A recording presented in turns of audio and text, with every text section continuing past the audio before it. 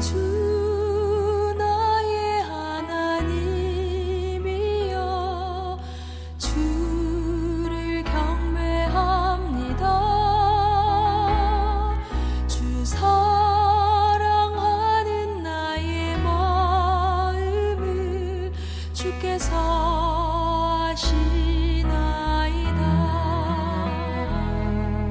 할렐루야. 사랑하는 성도 여러분, 지난 한 주간 무더운 폭염의 날씨에 또 코로나로 참으로 힘들고 어려운 환경 속에서 여러분 잘 지내셨습니까?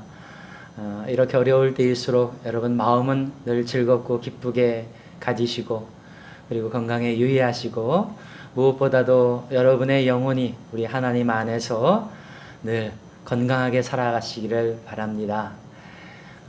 오늘도 어쩔 수 없이 이렇게 온라인으로 여러분을 만나게 되었습니다. 사실 지난주에 거리두기에 대한 방역 지침이 조금 변경이 되어서요. 교회에서 19명까지는 예배를 드릴 수 있도록 되었습니다. 근데 우리 모두가 서로 준비가 되어 있지 않고 또 코로나도 아직도 좀 심한 단계에 있기 때문에 이번 한 주 더 온라인 예배를 드리겠고 다음 주부터는 정상적으로 예배를 드려야 되겠다 생각을 했습니다. 그래서 오늘은 이렇게 예배 드리고요. 월요일부터 이제 정상적으로 돌아갑니다. 그래서 수요 기도회, 금요 기도회, 그리고 주일 예배는 다 예전처럼 정상적으로 수요 금요 기도회는 오후 9시에 그리고 주일 예배는 오전 11시에 이렇게 교회에 모여서 예배를 드리겠습니다. 그런데 이제 방역 지침에 교회에서 예배를 드리더라도 방역 지침을 꼭 지켜달라고 신신당부를 했습니다. 그래서 우리도 교회가 좁기 때문에 앞뒤는 한 칸을 꼭 비우시고 그리고 옆으로는 2m 정도 거리를 꼭 유지하시고 그렇게 예배를 드려야 되겠습니다. 여러분들이 다른 방역 지침 우리가 다 지키고 있으니까 꼭 그것만큼은 여러분들이 신경을 쓰시고요. 그렇게 예배를 드려주셔서 우리 예배가 정상적인 예배 또 자유롭게 하나님 앞에 드려지는 온전한 예배가 될 수 있도록 서로 노력해 주시기 바랍니다. 자, 오늘은 마태복음 10장 1절부터 4절까지의 말씀, 그 말씀을 통해서 제자의 사명과 기회라는 제목으로 말씀을 나누도록 하겠습니다. 지난주의 말씀에서 제자들은 어떤 사람이라고 했습니까? 예수님의 그 공생의 사역을 하셨던 그 사역을 이어가야 하는 그런 일꾼들이다, 그렇게 말씀드렸습니다. 그러면 그 사역이 어떤 사역인가? 지난주에도 말씀을 드렸지만 세 가지의 사역. 첫 번째로는 포로된 자를 자유케 하는 사역, 그리고 두 번째는 눈먼 자를 다시 보게 하는 사역, 그리고 세 번째는 눌린 자를 자유케 하는 사역이라 그렇게 말씀드렸습니다. 포로된 자를 자유케 한다는 것은 제가 늘 여러분에게 말씀을 드리는 생명과 길과 진리의 복음 중에서 생명의 복음에 해당이 됩니다. 생명의 복음이라는 것은 생명은 어떻게 태어나는가, 그리고 어떻게 해야 그 생명이 유지되고 자라날 수 있는가에 초점을 맞춘 그런 하나님의 말씀입니다. 그것을 생명의 복음이라 저희 교회에서는 그렇게 말합니다. 근데 포로된 자를 자유케 한다는 것은 바로 그 생명의 복음에 대한 이야기입니다. 어디에 포로가 되었습니까? 마귀에게 포로가 되어서 하나님의 그 자녀로 살지 못하고 하나님의 백성으로 살지 못하고 그 영혼의 감옥에 갇혀 있는 겁니다. 애굽의 그 포로가 되어서 거기서 종살이를 하며 살고 있는 것처럼 그렇게 영혼의 감옥에 갇혀 살고 있는 영혼들을 거기서 구해내야 되는 거죠. 그리고 그들이 정말 새 생명을 얻은 자로 살아갈 수 있도록 기본적인 것들을 갖추어 줘야 되는 거죠. 바로 그것이 생명의 복음, 생명에 대한 하나님의 말씀인 것입니다. 그래서 그 포로된 자를 자유케 하는 사역을 제자로서는 당연히 해야 하는 것이죠. 그리고 가장 먼저 해야 되는 것입니다. 당연하죠. 영혼을 일단 구원해야 그 영혼을 잘 하나님의 진리의 말씀으로 가르치고 잘 살게 할 수 있는 것이죠. 구원도 하지 못했는데 그걸 할 수는 없는 것입니다. 그래서 제일 제자들에게 중요한 사역은 영혼을 구원하는 사역이다. 그래서 우리가 일주일에 한 명 이상 계속 목표를 삼고 복음을 전하는 삶을 살자 그랬습니다. 여러분 지난주에는 어떻게 사셨습니까? 덥고 그리고 또 코로나로 거리두기 항상 해야 하고 그러기 때문에 전도할 생각은 뭐 꿈에도 꾸지 못했다 이렇게 생각하시는 분들도 있을 겁니다. 그러나 여러분 이렇게 어려운 환경일수록 정말 어렵고 힘든 영혼, 다시 말하면 추수할 만한 영혼들이 많이 있습니다. 심령이 가난해지고 마음이 열린 사람들이 많이 있어요. 하나님 없이는 살아갈 수 없는, 하나님의 능력 없이는 살아갈 수 없는 그런 사람들이 많이 있어요. 그런 사람들에게 다가가서 예수 그리스도의 복음을 전하는, 특히 생명의 복음을 전하는 여러분이 되시기 바랍니다. 이렇게 첫 번째로는 포로된 자를 자유케 하는 사역입니다. 제자의 가장 중요한 첫 번째 사역이죠. 그 다음에 두 번째로는 눈먼 자들을 다시 보게 하는 사역입니다. 그러니까 그들을 그렇게 해서 영혼을 전도했습니다.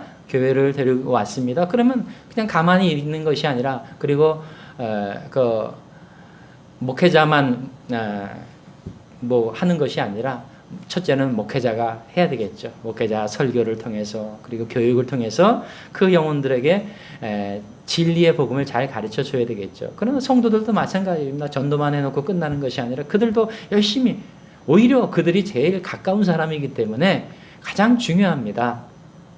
그래서 목회자의 말씀도 듣겠지만 내가 전도한 그 사람을 위해서 내가 무언가를 전해줄 수 있어야 됩니다. 가르쳐줄 수 있어야 되는 거죠. 그러기 위해서는 이 제자도 뭔가를 조금 갖추어야 되는 거죠. 알고 있어야 되는 겁니다. 뭘 알고 있어야 됩니까?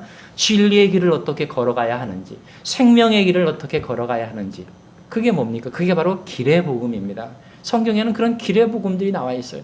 구원을 얻기 위해서, 그리고 그 얻은 구원을 잘 온전히 이루어 가기 위해서, 그게 길의 복음입니다. 그 온전히 이루어 가기 위해서 어떻게 해야 되는지를 성경에 다 가르쳐 주고 있는데, 그 복음, 그 길의 복음을 내가 알고 있어야, 그리고 그래야 가르쳐 줄 수 있는 것입니다. 그래서 우리 꿈을주는교회에서는 계속 길의 복음에 대해서 여러분들에게 말씀을 드리고 있는데, 그것을 잘 숙지해서 나도 그 길을 걸어갈 뿐만 아니라 내가 전도한 그 영혼에게도 잘 걸어갈 수 있도록 얘기해주고, 또 옆에서 이렇게 격려해주고 도와주고 할 수 있어야 합니다. 이것이 바로 제자의 두 번째 중요한 사역이죠. 이것이 눈먼 자를 다시 보게 하는 사역이다. 그렇게 말씀드렸습니다. 그리고 마지막으로 세 번째 사역은 눌린 자를 자유케 하는 사역이라고 했습니다. 이거는 세 번째, 생명이 태어났습니다. 그리고 생명이 자라납니다. 그 다음에 마지막 세 번째 뭘 해야 합니까? 열매를 맺어야 되는 거죠. 꽃 피고 열매를 맺어야 되는 겁니다. 그 꽃 피고 열매를 맺는 그 삶이 뭐냐? 하나님의 나라를 이루는 삶이죠. 구원을 이루는 삶이죠. 구원의 열매고 생명의 열매고 하나님의 나라의 열매죠. 그 열매가 뭐냐? 그리고 그 열매가 단지 우리가 예수 믿고 구원받으면 저 영원한 천국에 죽어서 가는 것, 그것이 아니라, 그것도 중요한 열매 중에 하나죠. 미래에 내가 얻을 열매죠. 그렇지만 더 중요한 것은 이 땅에서 내가 살고 있는 사는 삶 동안 내가 얻을 열매가 무엇인지, 그것에 대해서 성경이 가르쳐주는 말씀이 있는데 그거를 알아야 되는 겁니다. 내가 정말 하나님 말씀대로 살면 이 땅에서 뭐가 이루어지는 것이고 나는 어떻게 살아가는 것이냐, 뭘 누리는 것이냐, 그걸 배우는 겁니다. 거기 핵심은 여기서 그렇게 누린 만큼 우리는 영원한 천국에서 누리게 된다는 거죠. 그러니까 여기서 이 땅에서 누리는 것이 중요한 겁니다. 이 땅에서 하나님의 나라를 이루는 것이, 하나님의 나라의 열매를 맺는 것이 중요한 겁니다. 이 땅에서 구원의 열매를 맺는 것이 중요한 겁니다. 구원을 온전히 이 땅에서 이루는 것이 중요한 겁니다. 생명을 잘 자라나게 할 뿐만 아니라 생명의 열매를 맺는 것이 중요한 겁니다. 그것이 뭐냐? 그 열매, 그 삶, 그 풍성함, 그 누리는 것이 뭐냐? 그걸 가르쳐 주는 것이 진리의 복음이죠. 왜냐하면 하나님의 나라가 실현된 것이 바로 진리거든요. 그래서 우리가 성경에서 진리의 복음이 뭔지를 잘 알아야 우리도 그 진리의 복음을 소망하면서 살아가게 되고, 그리고 내가 전도한 그 영혼도 그 진리의 복음을 소망하면서 살아가게 되고, 이렇게 코로나처럼 어렵고 힘든 시기에 소망을 잃어버리고 꿈을 잃어버리고 비전을 잃어버리고 절망적으로 살아가는 이 시기에 정말 다시 소망을 붙들고 그 소망을 향해 한 걸음 한 걸음 준비하면서 나갈 수가 있는 겁니다. 그래서 진리의 복음이 정말 중요합니다. 단순하게 예수 믿고 구원받으면 저 영원한 천국 간다, 이렇게 생각을 하면 안 돼요. 그래서 우리가 진리의 복음을 배우는데 나도 배우고 우리 전도한 영혼들에게도 계속 가르쳐 줘야 되는 거죠. 특히 목회자보다 더 가까운 곳에 있는 여러분들이 그런 걸 할 수 있어야 됩니다. 이게 그 제자의 세 번째로 중요한 사역이라는 거죠. 자, 그런데 이 세 가지 사역 중에 가장 중요한 사역은 결국 열매를 맺는 거죠. 생명을 얻었다, 생명이 자라난다, 그것도 중요하겠지만 그 생명이 자라나서 꽃 피고 열매를 맺는 것, 그게 최종적인 목적이잖아요. 그 최종적인 목적을 이루는 것이 가장 중요하죠. 그게 가장 하나님이 바라시는 겁니다. 하나님 생명을 구원하시고 새 생명을 주시는 이유가 바로 거기 있는 거죠. 열매를 맺는 것에 있는 겁니다. 하나님의 나라를 이루는 것에 있는 거죠. 여러분, 그러니까 우리도 그것에 목적을 두어야 합니다. 우리가 교회 다니는 목적이 뭐냐? 하나님의 나라를 이루기 위해서, 이 땅에서 하나님의 나라의 열매를 맺기 위해서라는 거죠. 그것을 좀 전에 세 번째 뭐라고 했습니까? 눌린 자를 자유케 하는 사역이라고 했습니다. 예수님은 이 땅에 오셔서 포로된 자를 자유케 하셨고요. 그리고 눈먼 자를 다시 보게 하셨습니다. 그리고 진리의 길을 걷도록 자꾸 이끌어 주셨어요. 거기서 끝난 게 아닙니다. 예수님은 그렇게 진리의 길을 걸어갔을 때 어떤 하나님의 나라가 이루어지는지를 직접 보여주셨다라는 겁니다. 그것을 눌린 자를 자유케 하시는 사역이었다라는 거죠. 그럼 뭐에 눌립니까? 뭐에 눌렸냐? 사람은 많은 것에 눌려 있습니다. 그것을 간단하게 표현하면 죄에 눌려 산다. 죄에 눌려 살고 있다라는 겁니다. 근데 그 죄의 배후에는 마귀가 있는 거죠. 마귀가 인간의 연약함을 이용해서 계속 죄를 짓게 만들고, 그래서 죄인으로 살아가는 그 사람을 더 유혹해서 죄를 또 짓게 만들고 더 짓게 만들고, 그래서 이 눌리었다라는 것은 결국 죄에 눌린 것이지만 그 배후에는 마귀가 있는 거예요. 마귀에게 눌린 거죠.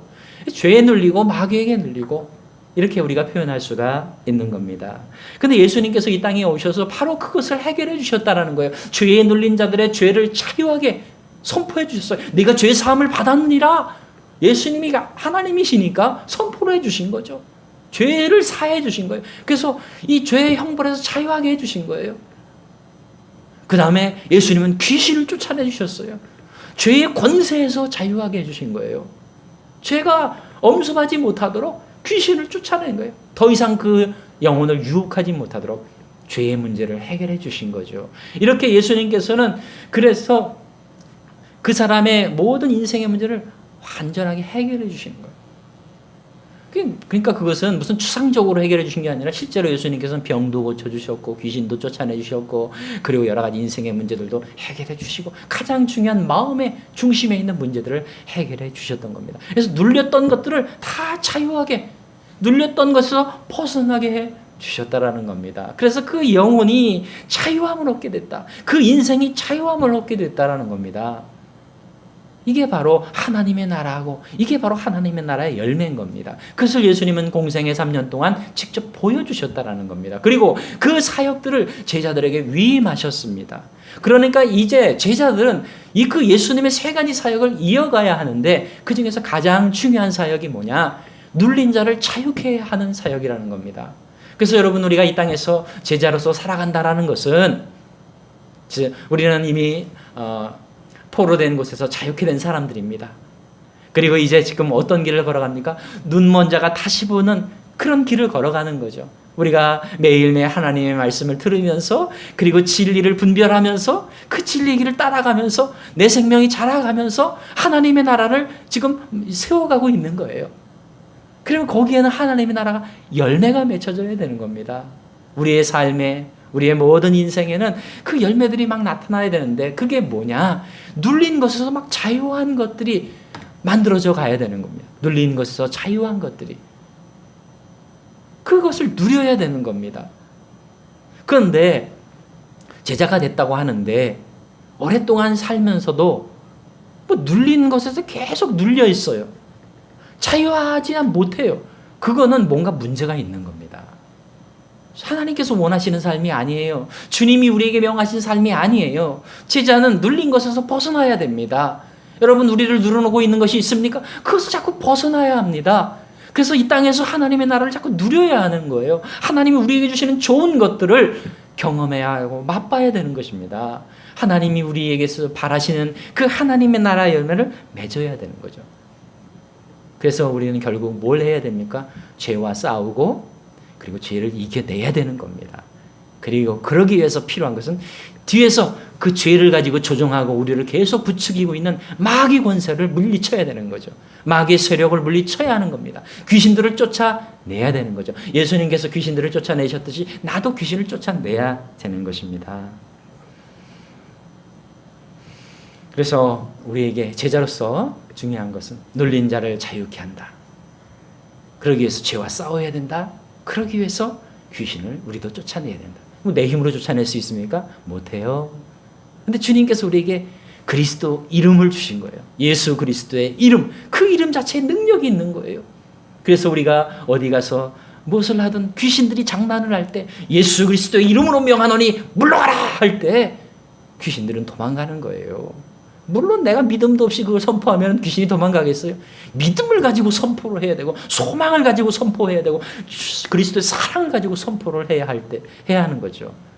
그 믿음만큼 그 소망만큼 그 사랑만큼 귀신은 떠나가는 겁니다. 그러니까 우리가 더 큰 믿음을 갖고 더 큰 소망을 갖고 더 큰 사랑을 가지고 예수 그리스도의 이름을 선포해야 되는 겁니다.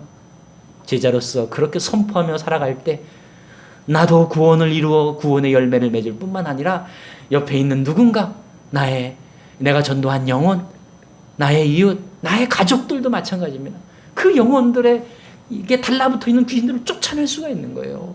여러분, 우리가 부모라면 우리의 자녀들 안에 붙어 있는 귀신들이 있습니다. 이 사회상을 살다 보면 그런 귀신들이 너무 많이 달라붙어 있어요. 그것들을요, 그 앞에 가서 귀신아 물러가라 그러면 안 되겠죠. 그러면 애들이 싫어하겠죠.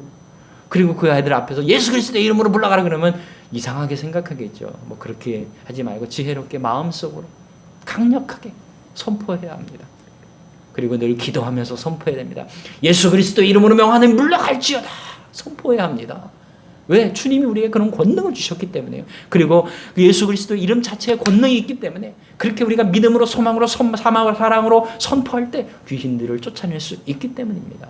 그렇기 때문에 여러분, 이렇게 더운 날씨고 힘든 날씨에도 불구하고 우리가 기도할 수밖에 없는 거예요. 조금씩이라도 시간을 내서 우리는 기도하면서 선포하고 그래서 귀신을 자꾸 쫓아내야 됩니다. 귀신과 싸워서 이겨야 합니다. 그래서 누가복음 11장 9절에 예수님께서 우리에게 주신 말씀이 있어요. 구하라 찾으라 두드리라. 구하라 주실 것이요 찾으라 찾을 것이요 두드리라 너희에게 열릴 것이다. 그렇게 말씀하셨습니다. 그러면서 누가복음 11장 11절에 하신 말씀이 뭐냐면 구하는 자에게 하늘 아버지께서 성령을 주시지 않겠느냐 그러신 거예요. 성령을 주시지 않겠느냐. 누가 아버지가 아들이 생선을 달라 하는데 뱀을 주며 알을 달라 하는데 천가를 주는 그런 아버지가 어디 있겠느냐. 하물며 너희 하늘 아버지께서 구하는 자에게 성령을 주시지 않겠느냐. 여러분, 성령을 받아서 성령의 능력으로 살아야 귀신이 쫓겨나가는 거예요. 그래서 하나님은 구하는 자에게 성령의 능력을 주시는 거예요. 여러분, 우리에게 그 능력이 필요한 겁니다. 물론 우리가 예수 그리스도 이름으로 선포하는 것도 중요하지만 무엇보다도 성령의 능력을 받아야 내가 어디 가서 무엇을 하든 귀신을 쫓아낼 수 있고 그리고 나의 기도에 더 큰 능력이 있는 거죠. 사랑하는 여러분, 제자들이 가장 가장 중요한 가장 큰 사명, 바로 눌린 자를 자유케 하는 사명이라는 그 사역이라는 것을 잊지 마시기 바랍니다. 그래서 맨 처음 나에게 적용하세요. 나에게 사역하세요. 내가 눌린 것이 있어요? 그것에서 벗어나야 합니다. 자유케 되어야 합니다.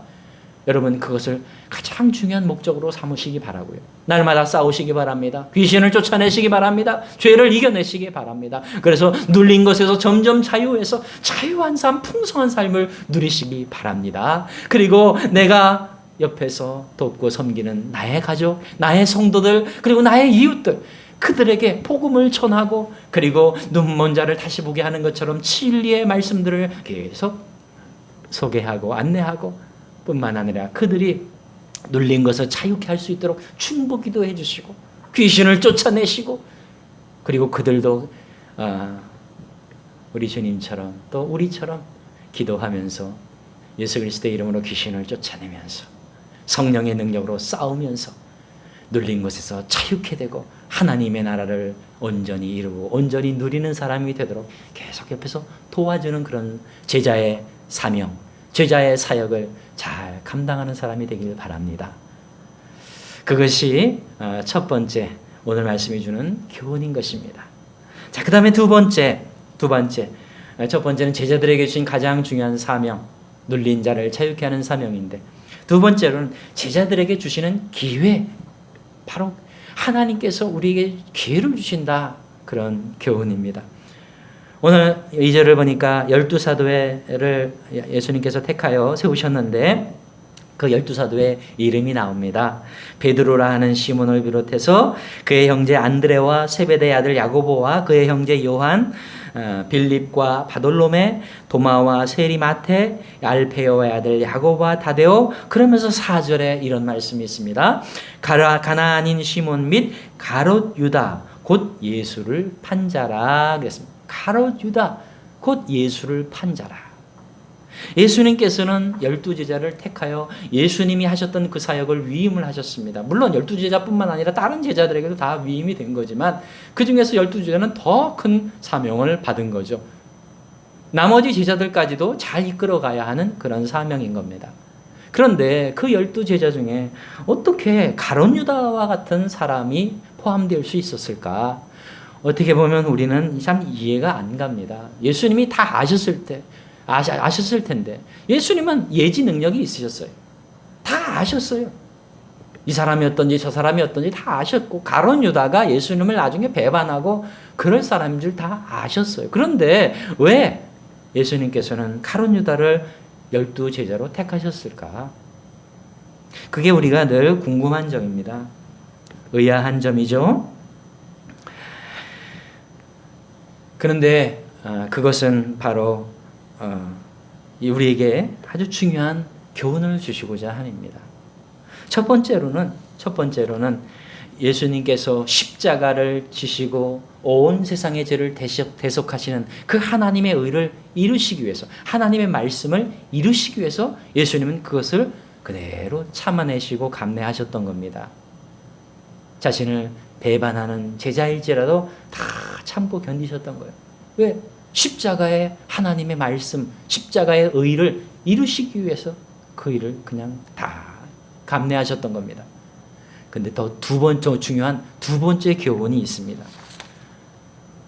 오늘 말씀을 묵상하면서 제가 그것을 알게 되었습니다. 그것은 바로 그렇게 예수님께서 모든 것을 참고 인내하면서 가롯 유다를 계속 12제자로 받아들여 주셨던 것은, 그리고 특히 최후의 만찬 때 어떻게 했습니까? 노골적으로 가롯 유다에게 다 말씀해 주셨어요. 네가 나를 팔리라? 그러니까 빨리 회개하라. 그렇게까지 사인을 주면서 가롯 유다에게 계속 어떻게 하셨어요? 회개의 기회를 주신 거예요. 회개의 기회를. 최후의 만찬, 바로 잡혀서 십자가에 달려 돌아가시 직전까지 예수님께서는 가롯 유다에게 기회를 주셨다라는 겁니다. 그런데 결국 가롯 유다는 그 기회를 차버렸어요. 그리고 은 30에 예수님을 팔아버렸습니다. 물론 나중에 괴로워서 자살해 죽었지만 어쨌든 그는 주님이 끝까지 주셨던 그 기회를 놓쳐버린 겁니다. 그런 것을 우리가 볼 때 예수님께서 다 아시면서 12제자 중에 하나로 가롯 유다를 택하신 아주 중요한 두 번째 이유는 뭐냐면, 이렇게 예수님은 우리를 대해 주신다라는 거죠. 이렇게 제자들을 대해 주시고 끝까지 회개의 기회를 주시며 끝까지 기다려 주시고 끝까지 아껴 주시고 끝까지 품어 주시고 우리를 용납해 주신다라는 겁니다. 이 놀라운 은혜, 이 놀라운 사랑을 우리가 깨달을 수가 있는 겁니다. 여러분, 우리 하나님 아버지도 그렇다라는 거예요. 우리를 끝까지 기다려주시고 끝까지 참아주시고 끝까지 용납해주시고 끝까지 우리에게 기회를 주시는 분이라는 거죠. 저 같았으면 그냥 당장에 알았을 때 당장에 너는 안 돼, 자격이 안 돼, 너는 끝이야, 너는 저기 가 있어, 전 그러겠어요. 근데 우리 하나님은 그렇지 않으시다라는 거죠. 다 아시면서, 우리가 죄를 저질 것을 다 아시면서, 우리가 부족한 것을 다 아시면서, 우리의 연약함을 다 아시면서, 우리가 때때로 배신하고 배반하는 것을 다 아시면서도 우리를 구원하셨습니다. 우리를 하나님의 자녀 삼아주셨습니다. 우리를 하나님의 백성 삼아주셨습니다. 우리를 주님의 제자라고 불러주셨습니다. 이게 말이나 되는 것입니까, 여러분? 그런데 우리 하나님은 그렇게 하셨다라는 겁니다. 이렇게 별 볼 일 없고 이렇게 자격 없고 이렇게 부족하고 이렇게 연약한 자를 하나님의 자녀 삼아주시고 백성 삼아주시고 무엇보다도 예수 그리스도의 사역을 이어가는 그런 사명을 받은 그런 사역을 하는 주님의 제자로 받아주셨다는 것이요. 계속 품어주시고 계속 기다려주시고 계속 용납해주시고 계속 회개의 기회를 주시고 계속 다시 일어설 기회를 주시고 우리에게 기회의 손을 내밀어 주신다라는 것. 여러분, 이것이 얼마나 큰 사랑입니까? 이것이 얼마나 큰 은혜입니까? 그것을 우리는 깨달아야 하는 것입니다. 우리 하나님이 우리를 그렇게 긍휼히 여겨주시고 그렇게 용납해 주신다라는 겁니다. 예수님께서 십자가 밑에서 예수님을 바라보면서 십자가에 못 박은 것도 시원찮아서 계속 예수님을 저주하고 예수님 욕하는 그 사람들을 향해서 예수님이 뭐라고 하셨습니까? 주여, 하나님이여, 저들의 죄를 사하여 주옵소서. 저들이 알지 못해서 저렇게 하는 것이오니 용서해 주옵소서. 이렇게 하나님께 중보기도 하셨다라는 겁니다. 어떻게 예수님이 십자가에 달려 고통스럽게 육체만 고통스럽습니까? 예수님을 배신하고 욕하는 저들을 바라보면서 얼마나 모욕감을 느끼셨을 겁니까? 그런데도 불구하고 그들을 향해서 그렇게 중보기도 하시는 예수님의 모습, 그것이 사랑이 아닙니까? 그것이 은혜가 아닙니까, 여러분? 그런데 그것이 바로 우리를 향해서 그렇게 하시고 있다는 것, 그것을 우리는 깨달아야 합니다. 이사야서 1장 18절에 보면 이사야 선지자는 범죄하여 고난받는 이스라엘 백성들에게 이렇게 말씀합니다. 여호와께서 말씀하시되 오라 우리가 서로 변론하자. 너희 죄가 주홍 같을지라도 눈과 같이 희어질 것이요 진홍같이 붉을지라도 양털같이 희게 되리라. 여러분, 하나님께서 죄인인 우리와 변론을 하기를 원하신다는 거죠. 그 변론이 뭡니까? 대화하자라는 거예요. 그 대화가 뭡니까? 내게 와서 회개하고 다시 돌이켜라. 그러면 내가 용서해 주겠다. 내게 와서 제가 잘못했습니다. 제가 죄를 저질렀습니다. 돌이키겠습니다. 이렇게 하면 내가 다 잊어버리고 다 묻어버리고 너희들을 다 다시 용서하고 다시 회복시키고 다시 일으켜 세워주리라. 그렇게 약속하시는 거예요. 그래서 너희 죄가 주홍 같을지라도 눈과 같이 희어질 것이요 진홍같이 붉을지라도 양털같이 희게 되리라. 그렇게 우리에게 약속해 주시고 있는 이 사랑, 이 은혜를 우리는 깨달아야 합니다. 그래서 호세아 선지자도 호세아 6장에서 이렇게 말씀합니다. 오라 우리가 여호와께로 돌아가자. 여호와께서 우리를 찢으셨으나 도로 낫게 하실 것이요 우리를 치셨으나 싸매어 주실 것입니다. 여호와께서 이틀 후에 우리를 살리시며 셋째 날에 우리를 일으키시리니 우리가 그의 앞에서 살리라 그랬습니다. 하나님 아버지께서 우리의 범죄함으로 인해서 우리를 잠시 치셨지만 자녀들의 고통을 오래 못 참으시고 오래 못 보시고 금방 다시 이틀 후에 다시 살리시고 3일에 다시 일으켜 세워주신다는 겁니다. 그렇게 아버지는 우리를 오랫동안 고통스러워하는 우리를 보지 못하셔요. 그래서 금방 마음을 바꾸시는 거예요. 그래서 치셨지만 금방 마음을 바꾸셔서 내가 다시 용서해 줄게. 얼른 일로 와. 빨리 이리 와. 변론하자. 회개하라. 다시 돌아오라. 그러면 내가 다시 금방 이렇게 회복시켜 다시 세워주마. 그렇게 우리에게 말씀하신다라는 겁니다. 여러분, 이게 얼마나 큰 은혜입니까? 이게 얼마나 큰 사랑입니까? 우리에게 기회를 주시는, 날마다 주시는 우리 하나님의 사랑의 손길이 있는 겁니다. 하나님이 우리에게 내밀어 주시는 기회의 손을 우리가 붙잡아야 하는 겁니다.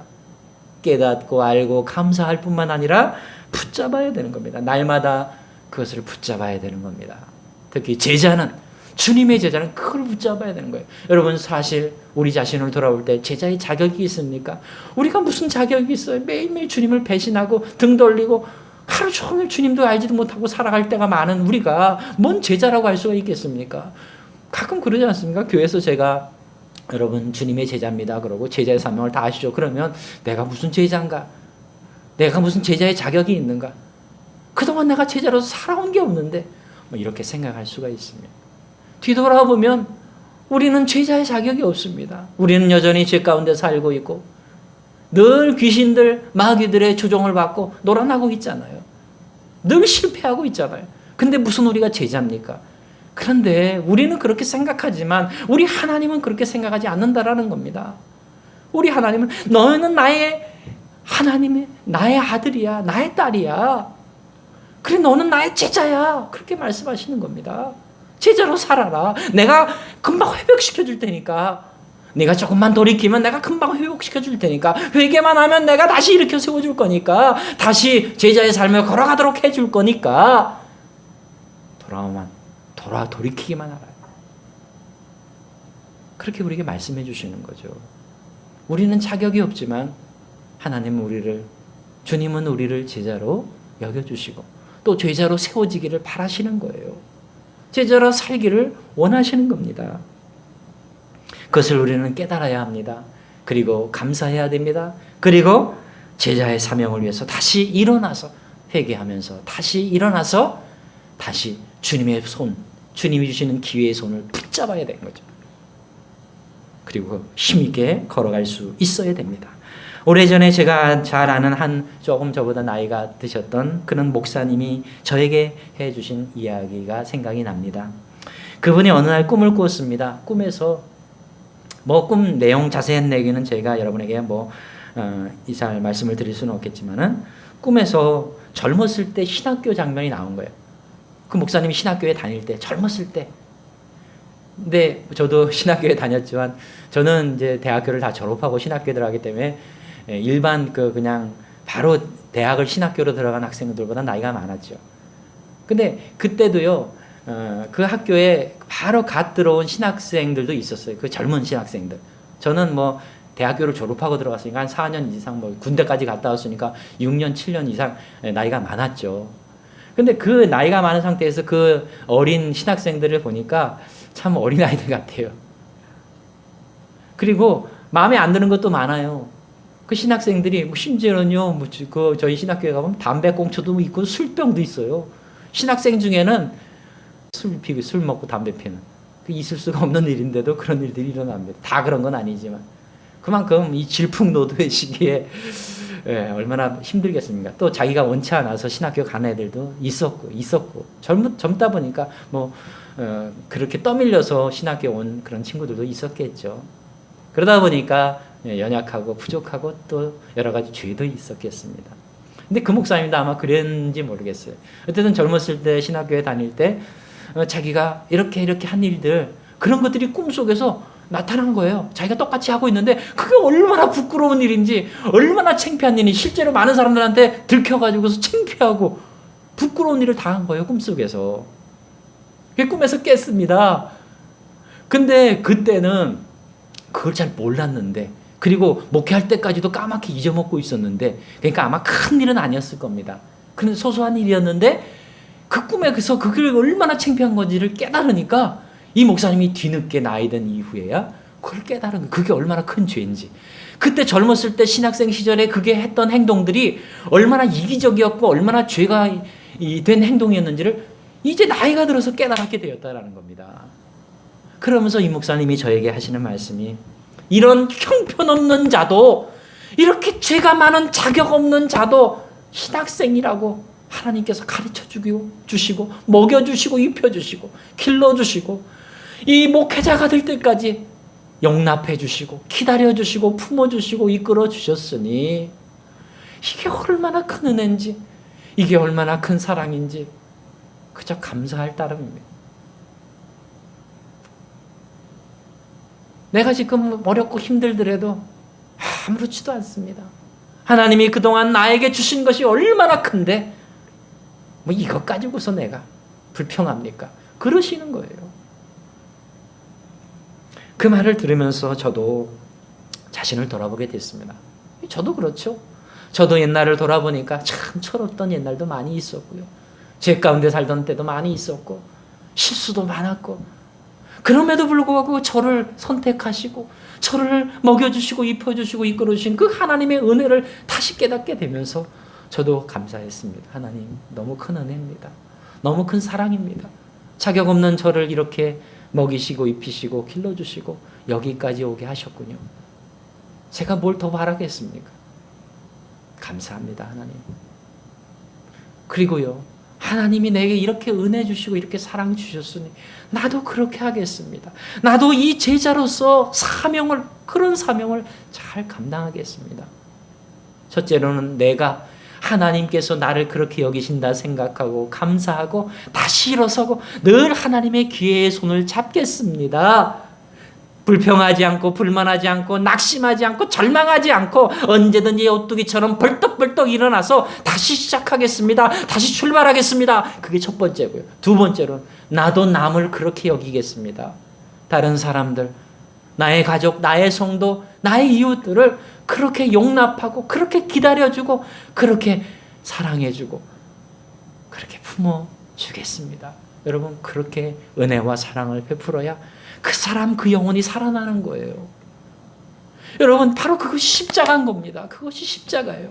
여러분 제자란 누구냐? 결국 십자가를 전하는 사람들인데 말로만 전하는 것이 아니에요. 내가 그렇게 살아야 되는 겁니다. 우리 주님이 나에게 그렇게 하셨던 것처럼 나도 그렇게 해 주어야 되는 거죠. 나의 가족들, 나의 성도들, 나의 이웃들에게 그렇게 기다려주고 용납하고 품어주고 계속 기회의 손을 내밀어주고 그게 우리가 해야 할 일이죠. 그게 제자가 해야 할 일이라는 거죠. 그게 제자의 사명이고 제자의 중요한 사역이라는 겁니다.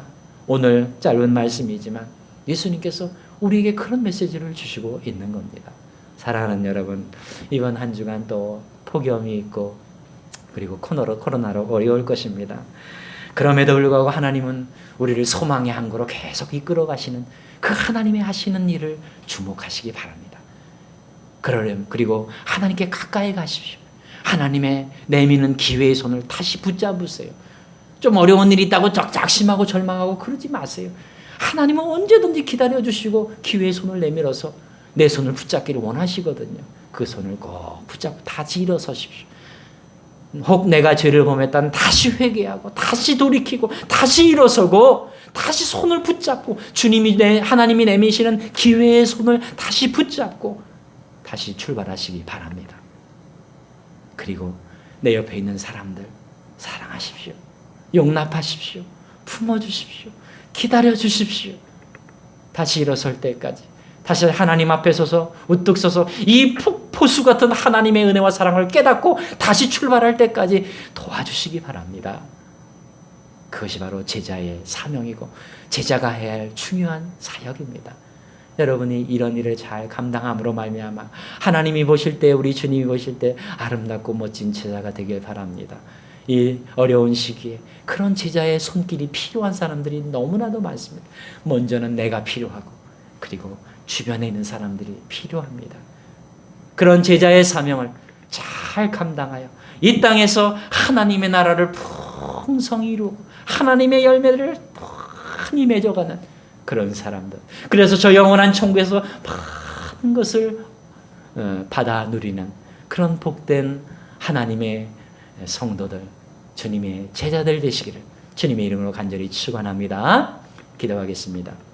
하나님 아버지 감사합니다. 우리에게 제자라는 사명을 주셔서 감사합니다.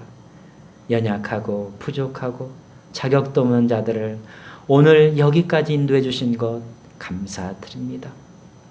날마다 내게 내밀어 주시는 기회의 손을 내가 뿌리치지 않게 하시고 꼭 붙들고 다시 돌이키고 다시 일어서서 다시 진리의 말씀 붙들고 진리의 길을 향해 다시 걸어갈 수 있도록, 다시 전진할 수 있도록, 소망의 항구를 향해서 다시 나아갈 수 있도록 인도해 주시고 반드시 승리하게 하여 주옵소서. 예수 그리스도의 이름의 능력으로 모든 일을 이겨내게 하시고 귀신을 쫓아내게 하시고 하나님의 나라를 이룰 수 있도록 인도해 주시옵소서.